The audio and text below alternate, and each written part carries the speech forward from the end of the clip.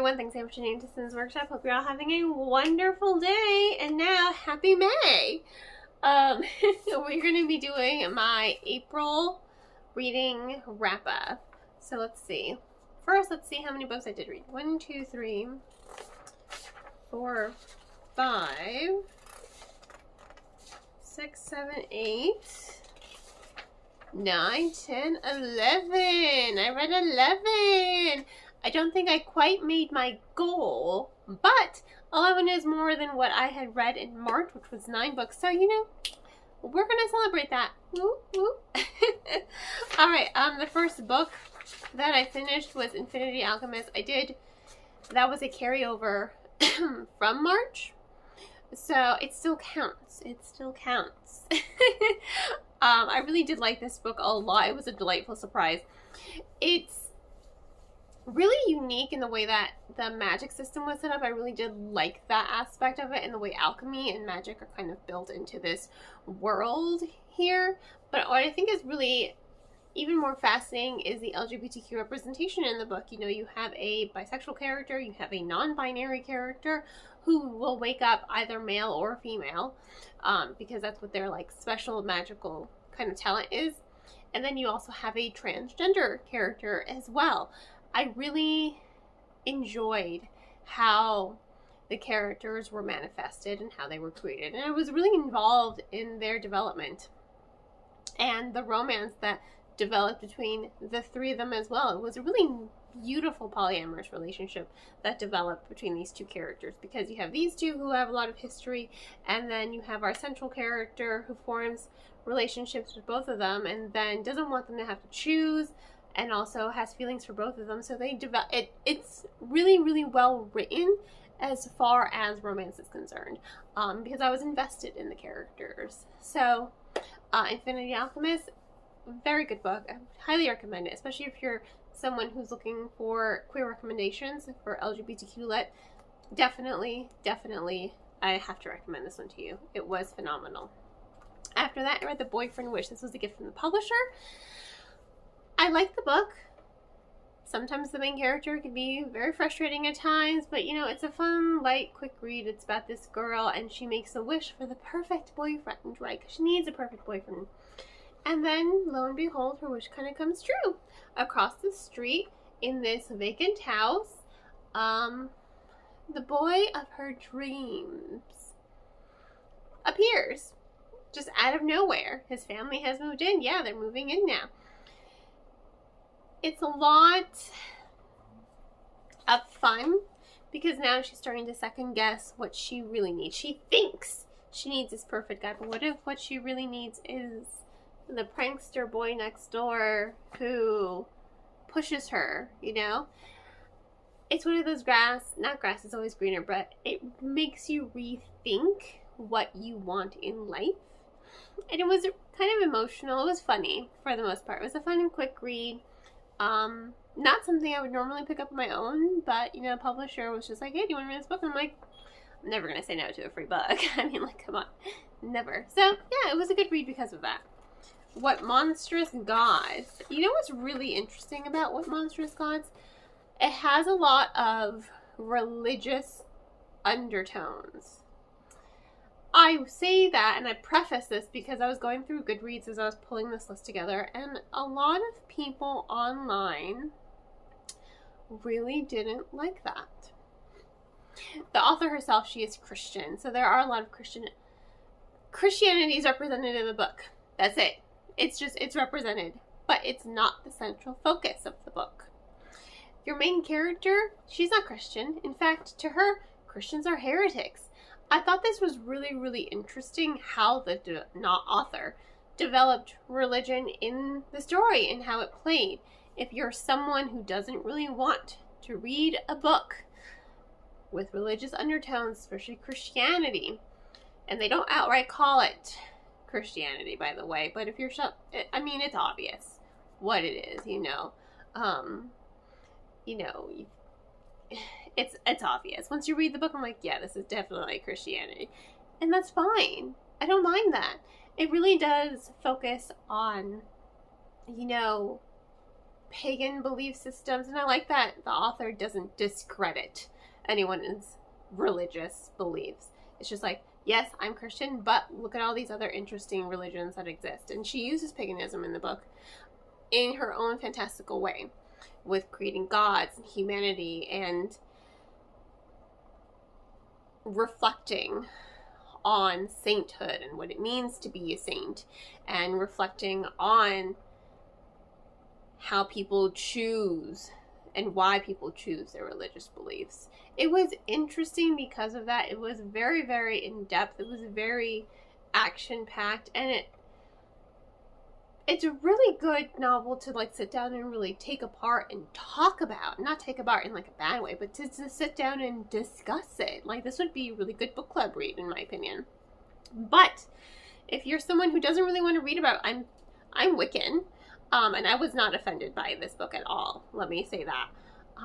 Wiccan, pagan. I just celebrated Beltane the other day, May Day, so I was not offended by this book. But if you're someone who doesn't really want to read about religion in a book, you know, maybe skip this one, because it does discuss religion, plain and simple.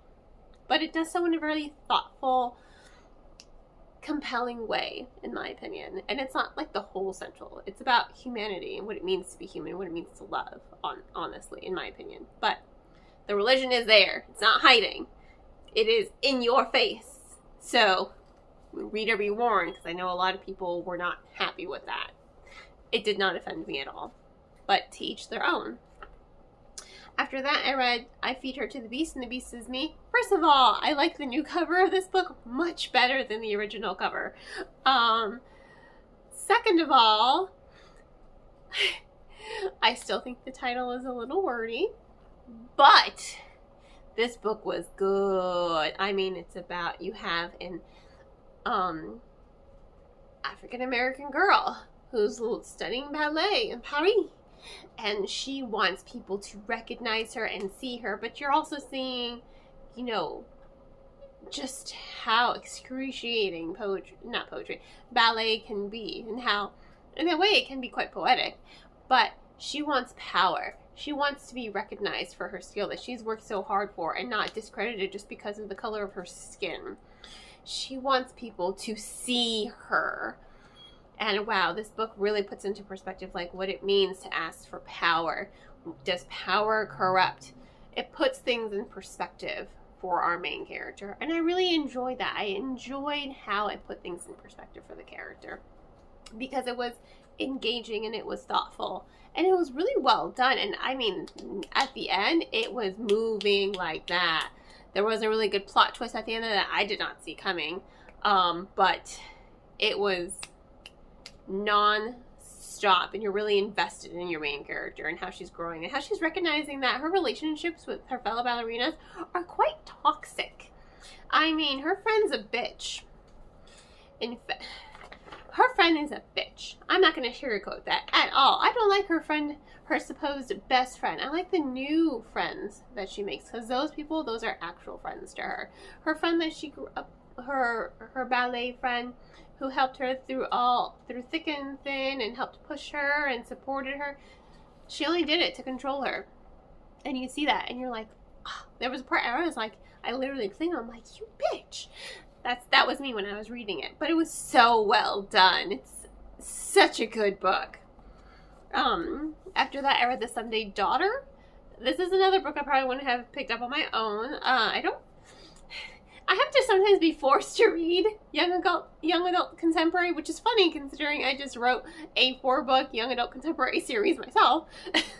But I have to be forced to read it sometimes because it's not what I usually go for.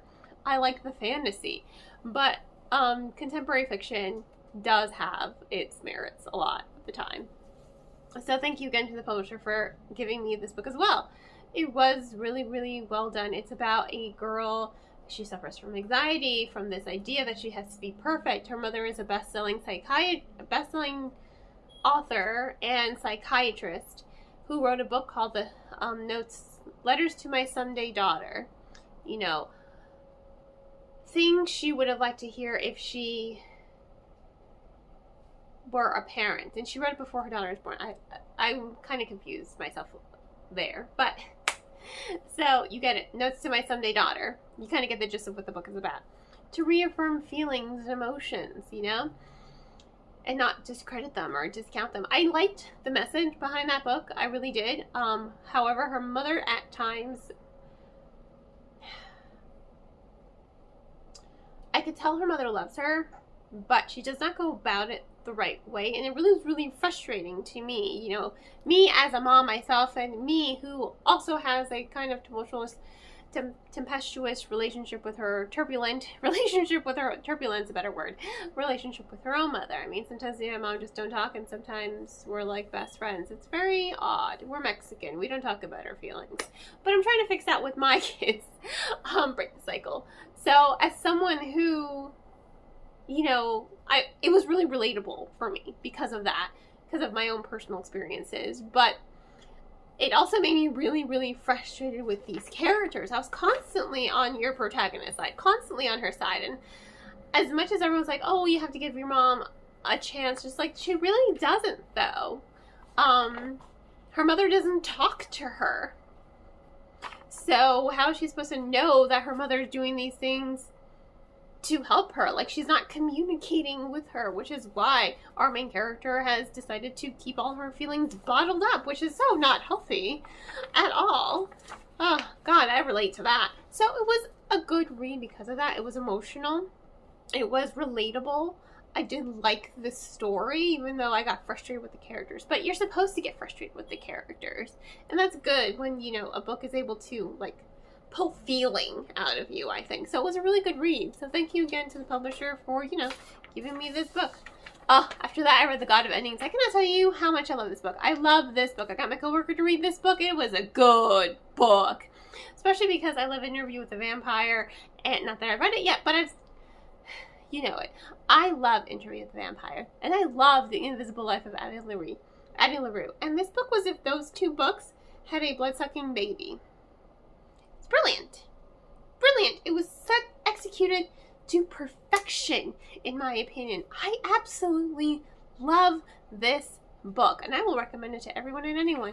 It's thoughtful, it's moving, it's compelling, it goes back and forth between 1986, which is where the book, you know, the character's current present tenses, and it reflects on her life and her experiences and how they are affecting her in the present day and her decisions and everything she does, and you're seeing the how and the why, and oh my God, it was so good.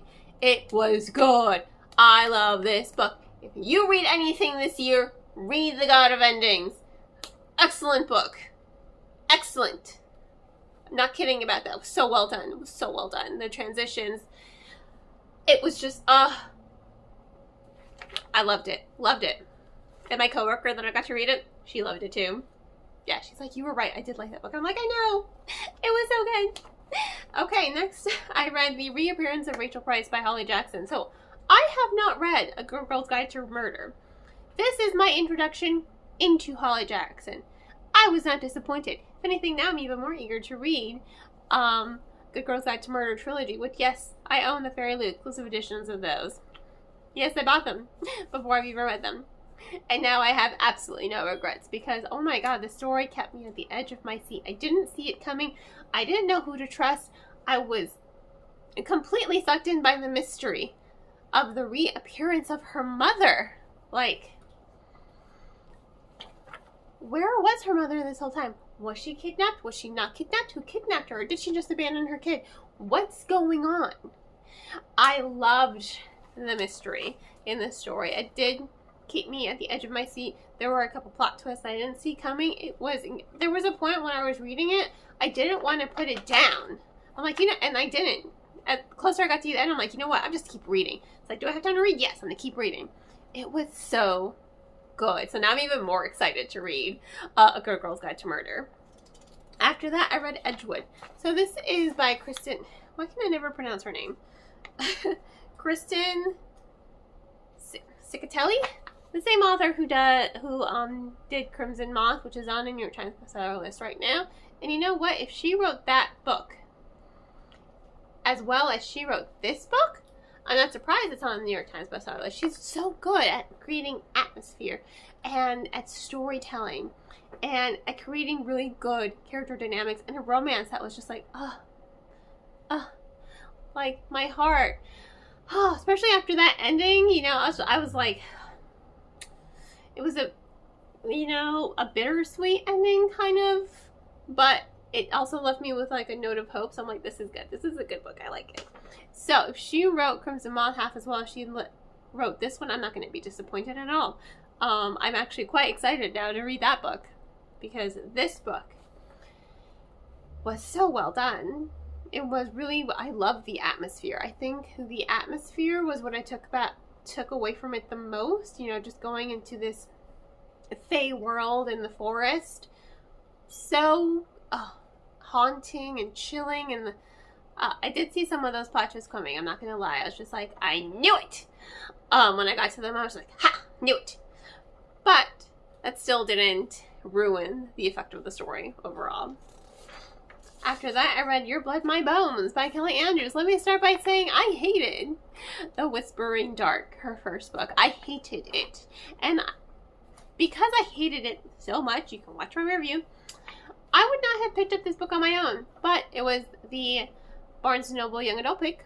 So I'm the host of the Young Adult Book Club at my local bookstore. And let me just tell you, I was so impressed. It feels like this was written by a completely different person. It was so well done. I love the characterization. I love the way the plot developed. I love the dark gothic horror element. This one was more cohesive as a story. It had well developed characters. It had really good character dynamics. It was executed so well. This was just, again, it felt, God, I had read this book first, I think I'd be more inclined to read The Whispering Dark.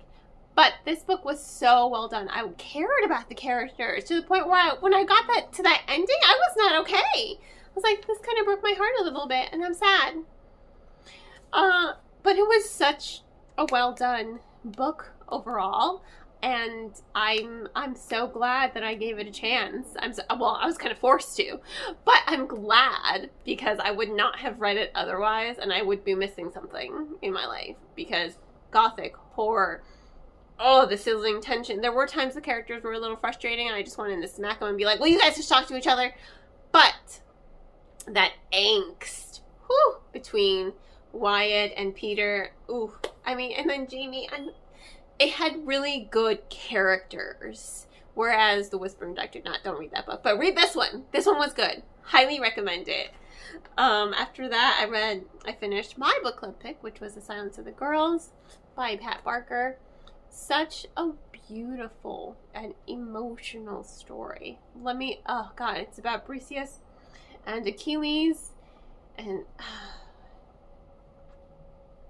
it was so moving, honestly. It was a moving story, and if you like Greek mythology, definitely pick up this one. It's about the war on Troy. We're approaching the 10-year mark of the battle, and you're seeing what war does to people, not just the victims of it. Briseis is taken to a rape camp, basically, and she says as much by the end of the book. She's a prisoner of war. She's considered Achilles' prize. But it shows you how war changes people. Even Achilles, he's like, look, everyone's like, you joined us. And he's like, I was 17. He's like, I'm tired. I just want to go home. They're like, you joined for glory. And he's like, I was 17. It shows you how war changes people, like to their core. And there are times when you don't really like Achilles, but you kind of respect him. It's emotional. It's an emotional story, and it moved so quickly. It wasn't dull, and it was just engaging, and God, it really got to me. It was such a beautifully written book, honestly. And the last book of the month was Heart Still Beating. Honestly, this is a book, if you like The Walking Dead, which I like Walking Dead, this is definitely for you. It's about two girls, we're at the It's after the apocalypse, pretty much, and they call their zombies ticks because there's a parasite in their brain that kind of sends their bodies into stasis and keeps them from aging, but also makes them want to just do nothing but eat flesh. Num num num num. So they're zombies. They do make a lot of zombie jokes, but I loved the way the story developed. It's not a really fast-paced story. I will say the first half of it was a little slow for me, honestly. But I stuck to it because I liked the characters. You know, Rory and Mara, they are really good characters. And there's a whole lot of tension between them because these are two girls who were in love with each other before the world went to shit. And now they're not the same people. It's been 2 years. They are not the same people that they were. Especially Mara, because Mara was a zombie. And she has the memories of everyone and everything that happened when she was a zombie. And these are two different girls. And now they're trying to kind of find their way back to one another and also lay to rest the people that they were and truly mourn who they were and mourn everything that was lost. It's an emotional story. It's well written. I thoroughly loved it. I thoroughly enjoyed it. But that first half of it was really slow for me, so I didn't know if I would love it as much as I do. But, you know, it's one of those where it's like, I liked it at the end of it, and then the more I sit with it and think about it, I'm like, you know what, no, that was actually a really good, you know, story about what makes a monster and what makes humanity. Is humanity just you losing hope, you having your hope? Or when you lose all your hope, is that when you become a monster? It's really thoughtful. It does ask a lot of questions. It was a really engaging read. I did like it. But yeah, those are the books I read this month. So yay, I read 11 books. Thank you all for tuning in. Please don't forget to like and subscribe and share with all your book loving friends. And you know, I hope you all have a wonderful rest of your day. And as always, happy reading.